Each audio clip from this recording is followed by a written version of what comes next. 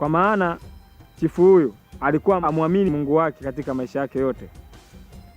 Siku moja alibahatika kwenda kuwinda akiwa na kijakazi wake.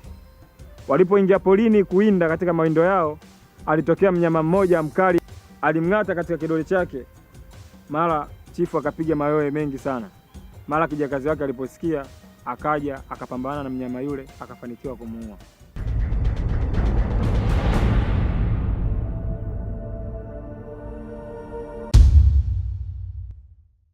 Lakini chifu alilia sana, huku akisema, kwa nini kila siku unasema Mungu ananipenda mimi? Kwa nini unasema Mungu anatupenda sisi wanadamu wake? Angekuwa mimi ananipenda kweli, basi angeweza kumzuia mnyama huyu ili mimi nisizulike. Ona nikiwa nimezaliwa nikiwa mzima. Ona leo hii nakuwa napata ukilema katika maisha yangu. Kidole changu kimeliwa, alafu unasema ananipenda? Haiwezekani. Basi kijakazi wake kwa unyonge alimwambia, siku zote huwa anachofanya basi ana maana zake, maana Mwenyezi Mungu yeye ndo mwenye kujua. Ila chifu alikasirika sana, akaamua kumwambia kitu kimoja, kitapofika basi nitakuadhibu. Kwa nini useme mimi ananipenda aliyakuwa ameshindwa kumzuia mnyama huyu? Basi waliporudi akamfunga kijakazi wake na akamwambia, sitokutoa hapo mpaka huyo Mungu anayetupenda sisi aje kukutoa. Kijakazi wake basi alitulia katika kifungo chake alichokuwa anakitumikia. Siku ziliendelea na mara siku zikapita nyingi sana, na akaweza kupona katika kidole chake. Siku hiyo akaingia polini akiwa kwenye mawindo akiwa peke yake. Mara ghafla alikamatwa na wale watu ambao wanakula nyama za watu pori. Mfalme alilia sana mfalme, lakini hakuwa na msaada wa aina yoyote. Mara alipotokea mkubwa wao wa wale watu ambao wanakula nyama za watu, aliwaambia mwacheni aende zake, kwa sababu huyo sisi hatufai, kwa sababu hata yeye mwenyewe ana mapungufu katika mwili wake. Sadaka zetu haziwezi kukubalika katika mizimu yetu, kwa sababu huyo ana mapungufu. Hakuamini katika maisha yake. Chifu alikimbia kurudi katika himaya yake huku akipiga mayowe.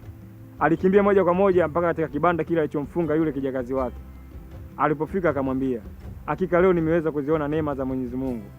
Maana kumbe alikuwa na maana kubwa kumfanya mnyama yule kuja kula kidole changu. Maana leo hii ningekuwa nimetimia katika mwili wangu, basi ningeweza kutolewa sadaka na wale watu ambao wanakula nyama za watu. Lakini nilipona kwa sababu nilikuwa na mapungufu katika mwili wangu. Alimwambia kitu kimoja, kweli Mungu sisi anatupenda, lakini kwa nini alinifanya kuwa na roho ya ujasiri akanifanya mpaka nimekuja kukufunga hapa? Basi yule kijakazi akamwambia, siku zote huwa anachofanya Mwenyezi Mungu huwa kina maana. Kwa sababu leo hii ungeenda na mimi polini, basi mimi ningetolewa sadaka kwa sababu sina mapungufu yoyote katika mwili wangu. Lakini wewe tayari ushakuwa na mapungufu, na ndio maana alikufanya kuwa na hasira ili uniweke mimi katika kifungo hiki ili uende polini peke yako. Basi chifu akamwambia, hakika kuanzia leo hii kila hatua anayopiga mimi basi wewe utakuwa nyuma yangu. Yakaisha hapo. Kwa hiyo stori yangu hivyo itakuwa imeishia hapo. Sina mengi ya kuendelea zaidi ya hayo. Wanamtemageni oye! Wanamtemageni oye! Basi ndugu zangu, nafikiri tumesikiliza hadithi nzuri sana kutoka kwa Bwana Haruni. Lakini kuna kitu tusisahau. Bwana Haruni, hebu tuambie hadithi yako inatufundisha nini ndugu yangu? Mwenyezi Mungu, kwa sababu kila anachofanya huwa kina maana. Leo hii wewe una furaha na tabasamu kubwa, lakini kesho na kesho kutwa hakika utalia, kwa sababu si kila anaelia basi atalia kila siku. Siku moja atakuwa na furaha. Wanamtemageni oye! Asante sana Haruni kwa hadithi nzuri sana.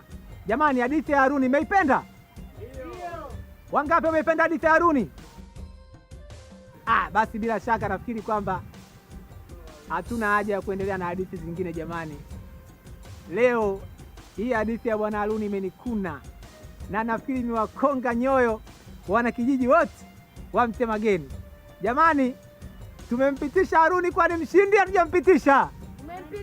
Tumempitisha, hatujampitisha? Basi mshindi wetu wa leo tumtangaze kabisa hapa ni Haruni.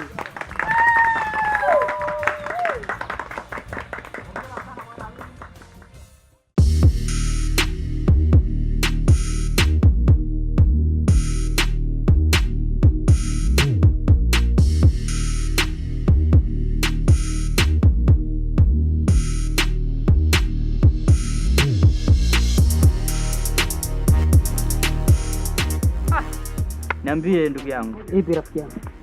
Fresh, sijui wewe. Ni fresh, una habari gani? Mimi sina mpya, sijui wewe uko toka hapo. Uko nitokako binafsi siwezi kuwa na roho ya kutu nikakaa na salamu za watu. Kipindi natoka kuni nyumbani nimekutana na Shemela njiani. Shemela yupo?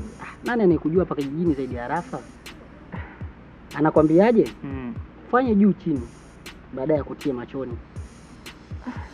Arafa kipenzi changu, kipepeo wa moyo wangu, yeye ndo maisha yangu, Jua mahabuba, nyonga mkaliaini. Nampenda sana Arafa. Mimi najua kwa haraka haraka nyewe ugonjwa wenu labda wivu na hasira. Ndo vijana tena, huko ndo tulipo, ndo kila kitu tena. Unajua tena sisi vijana starehe yetu kubwa ndo hiyo tena, na kuitoa hiyo tena inabaki kwa wazazi wetu. Ile vizuri tu. Vipi Arafa, kuna shida gani tena? Kwa kusema shida bana, mimi sijui tatizo alilokuwa nalo, ila tu ameniambia kwamba ufanye juu chini baada ya kuona. Najua kwa hiyo huwezi kuniambia kitu chochote kile hata ambacho alikwambia wewe, labda ana shida gani, ana tatizo lipi? Waswahili wanasema moyo wa mtu ni kichaka. Na maana kile kilichokuwa moyoni hawezi kukwambia. Sawa. Ila mimi ninaamini kwamba palipokuwa na upendo, upendo ni nguvu. Maana nguvu ya upendo inaweza ikamfanya adui akawa rafiki. Sawa. Na palipokuwa na moto wa upendo, moto huo uchochewe usipoe. Hivyo kwa kuwa Arafa anakupenda, basi na wewe uzidi kumpenda kweli. Nadhani mwenyewe ndugu yangu unajua Afrika, kama Arafa mimi nampenda sana, tena sio kidogo. Mindhalo ushaongea hivyo kaka yangu.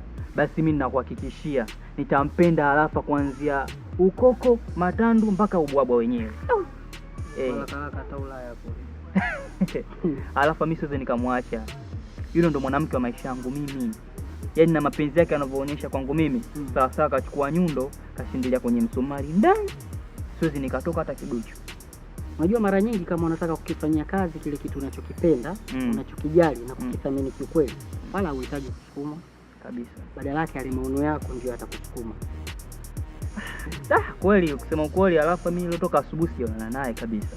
Kwa sababu tangu nilipotoka nyumbani tu asubuhi nikaenda kwa kina Haruni shambani kwao kule bondeni. Na unajua tena mimi na Haruni tulikuwa tumeenda kubadilishana hizo mawazo hapa na pale, na kama unavyojua mamake Haruni anaumwa. Unajua tena ndugu yangu, najua Haruni mimi ni swaiba yangu sana, tena zaidi ya rafiki.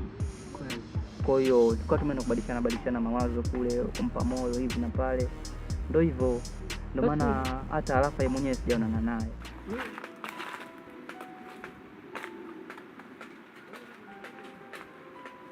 Hodi. Karibu. Hodi. Bwana mjumbe. Karibu sana. Ndio mzee wangu, hapa. Karibu. Asante sana. Shikamoo. Kwema kabisa. Kwema, karibu sana. Shukuru sana mzee wangu. Nishakaribia. Sijui wewe hapa. Karibu sana. Nashukuru. Bwana, kijiji chetu kimepiga hatua sana. Ndio. Kina umeme na kuna vijana wameanzisha timu hapa kucheza mpira. Sawa. Na serikali inataka kutuwezesha. Sawa. Mimi mzee wangu bwana, naweza nikazungumza, ninashukuru sana. Ndio. Unajua nyinyi bwana, nyinyi ndio kila kitu. Umeona? Kiukweli kijiji chetu bwana kimepita sana. Awali kabisa kulikuwa umeme hakuna. Sasa hivi umeme upo. Na kila mwananchi kwenye kijiji hiki anafurahika na anapata kile ambacho anastahili kukipata. Sawa. Sisi ni vijana, lakini bila nyinyi wazee haiwezi kuwa kitu. Na sisi tunafanya mifano kwa nyinyi ambao mnaopita. Usende mgeni kafika umpikie chakula. Mimi na wai. Wewe mpikie, mimi habari zako hizo unazijua. Utaenda baadaye.